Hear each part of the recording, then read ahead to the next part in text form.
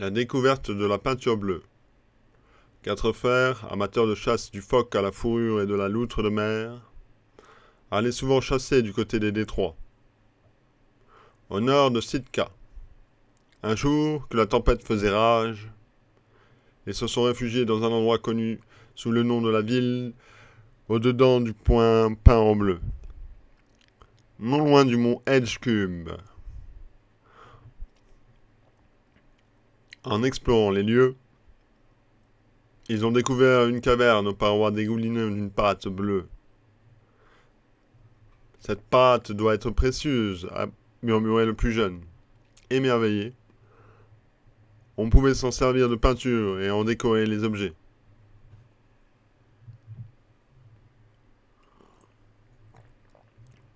Le temps a fini par se radoucir et les jeunes gens se préparaient à lever l'ancre.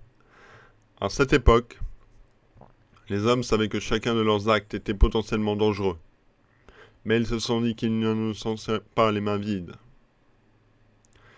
Et si nous emporterions un peu de pâte bleue? Ils en ont provolé un gros morceau et l'ont enveloppé dans du vêtement pour le protéger. Ils n'avaient parcouru qu'une infime distance quand la mer est entrée en furie. Ils ont mis le cap sur une île qui se trouvait juste au-delà de Edgecumbe. Mais il leur fallait d'abord franchir la passe. L'aîné qui dirigeait l'esquif a entonné le chant.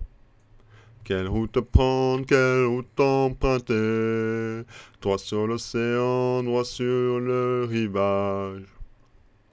Où le jeune répondait. Comment rentrer? Comment rentrer chez nous?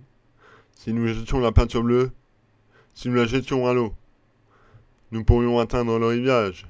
L'aîné continuant. Quelle route prendre? Quelle route emprunter? Tout droit, ou bien autrement. Nous devons nous jeter la peinture bleue à l'eau. Sinon, comment nous sauver? Oui, comment nous sauver? S'interrompant et s'écriait. J'ai une idée, je vais me jeter à l'eau avec la pâte. Je me noierai et les créatures marines nous dévoreront. Mais personne n'est mort noyé. Les frères au complet sont rentrés chez eux sains et saufs. À Sitka, on a longtemps chanté la bravoure de ceux qui n'avaient pas jeté la peinture bleue au-dessus bord. Si tu prends quelque chose, le temps tourne à l'orage, et tu trembles de peur. Mais c'est un risque à prendre, quand la seule chose est précieuse. Au retour des chasseurs, d'énormes rouleaux déferlaient, et il y avait longtemps été impossible de partir à la pêche au félin. Du flétan.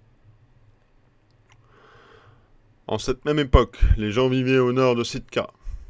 Un jour, 2 femmes ont établi leur campement sur un îlot où elles récoltaient des prairies.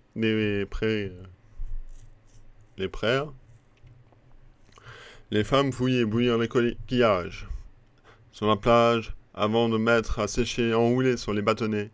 Quand, de loin, l'une d'elles a entendu pleurer sa petite fille restée au campement, l'un des garçons a crié « Maman, le bébé pleure !»« Maman, le bébé pleure !»